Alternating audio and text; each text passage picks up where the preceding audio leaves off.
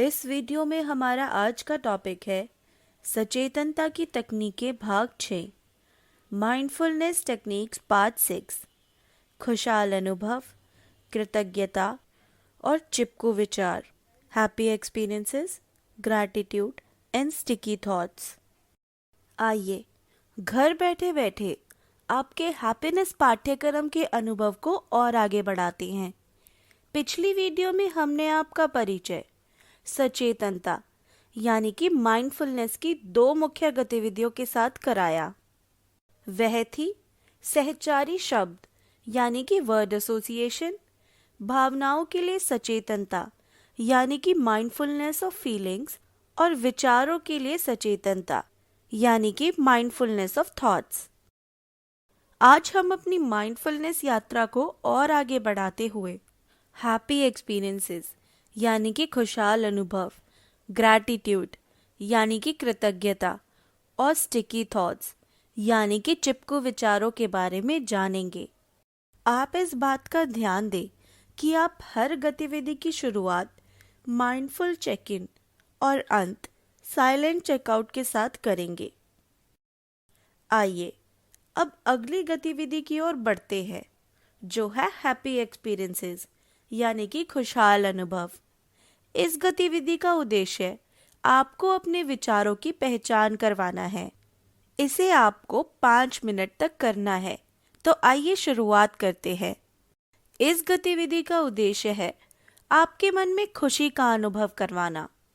इस गतिविधि से हमारी यह सजगता बढ़ती है कि खुशी के समय हमारा शरीर, हमारे विचार, हमारी भावना, हमारा व्यवहार कैसा होता है। इस अभ्यास को करके आप कभी भी कहीं भी खुशी महसूस कर सकते हैं। इस गतिविधि को आपको लगभग 5 मिनट तक करना होगा, तो आइए शुरुआत करते हैं। पहले आप एक आरामदायक स्थिति में बैठ जाएं और अपनी पीठ को सीधा कर लें और कंधों को ढीला छोड़ दें। आप अपनी आंखें भी बंद कर सकते हैं और अब एक गहरी सांस अंदर ले और मुंह द्वारा बाहर छोड़े और इसे 2 बार फिर दोहराएं। अब आप एक ऐसी जगह या स्थिति की कल्पना करें जहां आप खुशी और सुकून महसूस करते हैं। अब आप कल्पना करें कि आप इस जगह या स्थिति में क्या कर रहे हैं और किसके साथ हैं। अब आप खोजें और पता लगाएं कि आप अपने शरीर में खुशी कहाँ महसूस कर रहे हैं, जैसे कि वह आपके पेट में है, दिल में है या हाथों में। अब वापस खुशी के एहसास को महसूस करते रहे और अब ध्यान दें कि आपको कैसा महसूस हो रहा है और आपके शरीर में क्या प्रतिक्रिया चल रही है। इसके साथ साथ आप अपना ध्यान अपने विचारों पर भी लाने का प्रयास करें कि इस पल आपके मन में क्या विचार आ रहे हैं।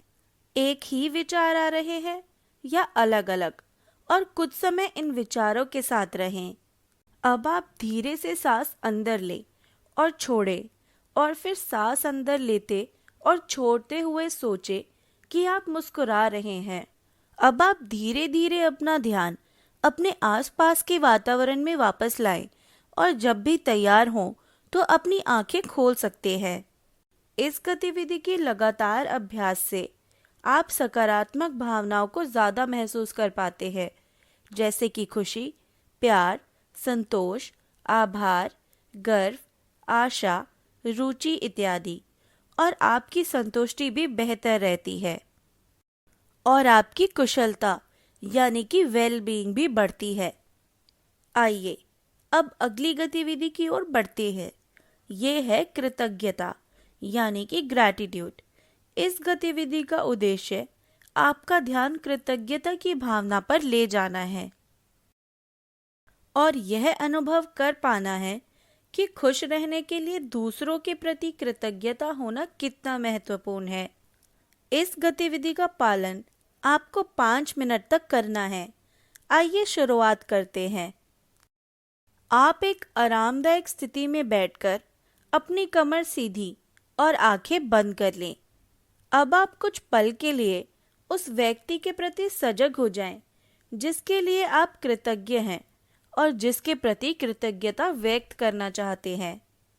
अब अपना ध्यान उस व्यक्ति के साथ बिताए हुए क्षणों पर ले जाएं।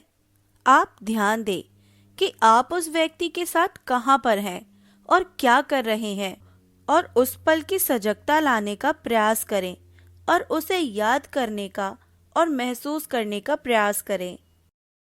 अब आप ध्यान दें कि क्या वह व्यक्ति आपसे कुछ कह रहा है। उस व्यक्ति के साथ अपने रिश्ते के बारे में आप कैसा महसूस कर रहे हैं, और आप जब भी उसके साथ होते हैं तो आप कैसा महसूस करते हैं। ऐसी भावनाओं को महसूस करने का प्रयास करें और उन पर अपने ध्यान को लेकर जाएं, और अगर लगे कि आपका ध्यान भावनाओं की लहर में उलझ रहा है तो आप अपना ध्यान अपनी सांसों पर ले आएं। अब हम अगले सांस के साथ उस व्यक्ति के प्रति आभार व्यक्त कर सकते हैं। ध्यान दें कि आभार व्यक्त करते समय आप किस प्रकार की संवेदना को अपने शरीर में महसूस करते हैं, और अगली सांस के साथ जानने की कोशिश करें कि शरीर के किस हिस्से में आभार की संवेदना महसूस हो रही है। गले, छाती, हाथ, पैरों, टांगों इत्यादि में।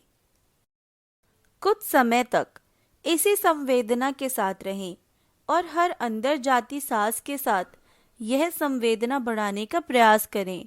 अब अपना ध्यान धीरे धीरे अपनी बैठने की स्थिति पर लाएं, और जब भी अच्छा महसूस करें तो अपनी आंखें खोल लें। आइए अब अगली गतिविधि की ओर बढ़ते हैं। स्टिकी थॉट्स यानी कि चिपकू विचार।